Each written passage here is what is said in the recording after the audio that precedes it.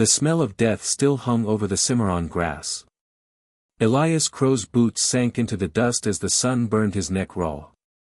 3 weeks had passed since he buried his only son, trampled beneath 1,000 hooves when a storm drove their cattle mad. Since that day, Elias hadn't spoken a word. He'd sold the herd, burned the barn, and ridden out with nothing but whiskey, a shovel, and a silence that cut deeper than grief. The prairie stretched wide and still, the sky cruelly blue. Then a cry broke through the air, a sound too raw, too broken to belong to the living. Elias turned his head. Tied to a fallen cottonwood was a young woman, no older than 20. Her dress hung in tatters, her wrists swollen purple from rawhide straps. For a moment, Elias thought he saw a ghost, she looked so much like his dead wife. He stepped closer. The girl tried to speak, her lips cracked and dry. "Spread it open, do it with force." Elias froze, confused, until he saw her wrists bleeding beneath the straps. She meant the knots. Trembling, he drew his knife and sliced the leather loose. The girl fell into his arms, gasping for air. Her body was hot with fever, trembling from exhaustion. "Who did this to you?" he asked. Her voice was barely a whisper. "Please, don't let him find me." Then she fainted. Elias saw wagon tracks heading east toward Sawlog Creek.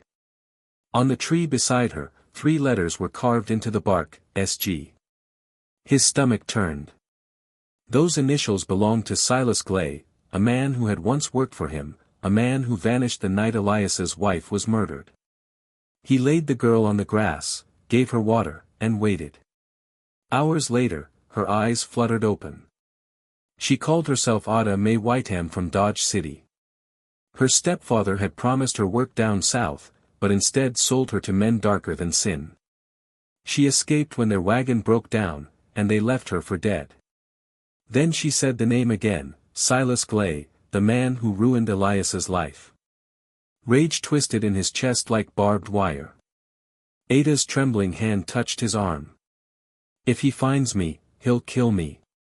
Elias looked at the tracks and then back at her. "We'll go after him," he said. "But not to kill him. To make him pay right." They rode into the setting sun. Ada leaned weakly against his back as the prairie burned gold. When she pointed ahead, Elias saw a lined shack by the creek. Smoke curled from its chimney. Silas was there.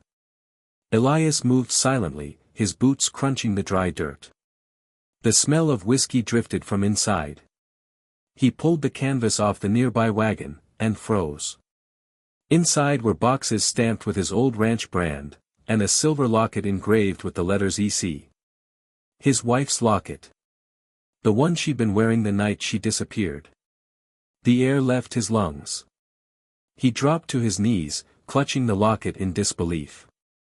Ada stood behind him, confused but frightened. Before he could speak, a door creaked open.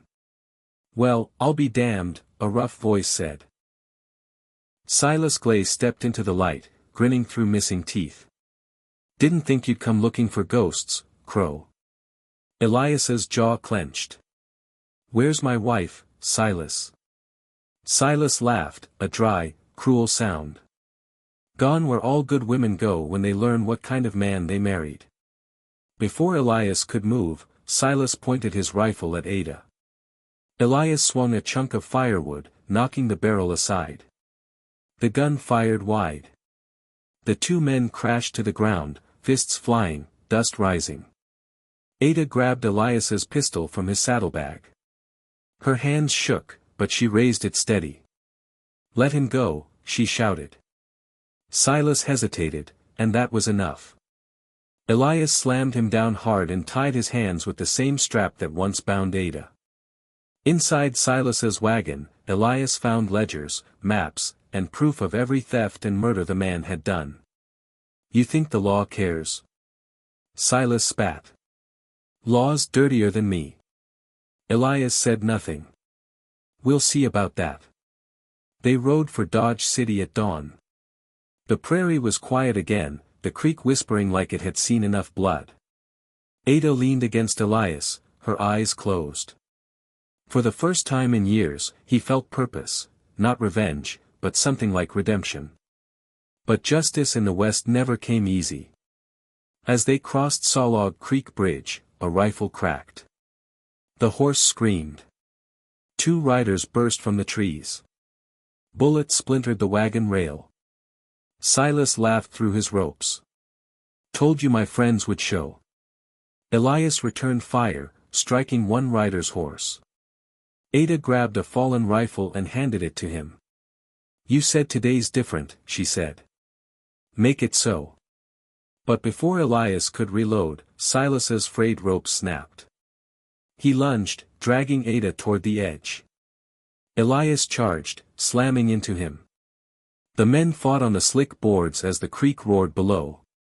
Ada unlatched the wagon chain, the wagon rolled back, hit the railing, and the boards gave way. Silas slipped, clawing at the wood. Crow, he screamed. Then he was gone, swept away by the current.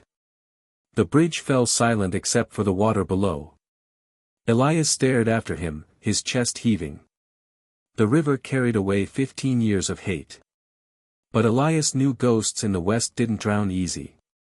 By the time they reached Dodge City, dawn was breaking gold. The townsfolk stared as Elias handed the marshal Silas's ledgers and maps. Names, proof, everything, he said. The marshal nodded grimly. This will take time, but you just helped end a long, bloody trail.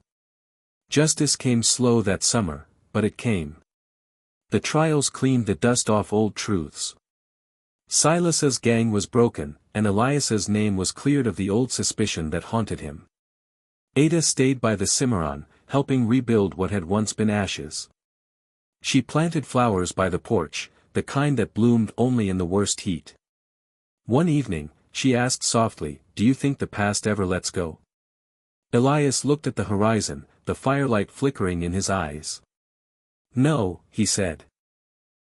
"But maybe we learn to ride alongside it." The wind stirred through the grass, carrying the scent of rain. The stars came out, bright and endless.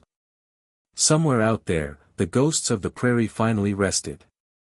Maybe that's all the Old West ever was, not heroes or villains, just broken souls trying to find one good thing worth fighting for.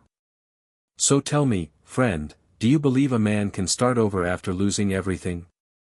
If this story kept you company tonight, give it a like, share it with someone who still believes in second chances, and don't forget to subscribe.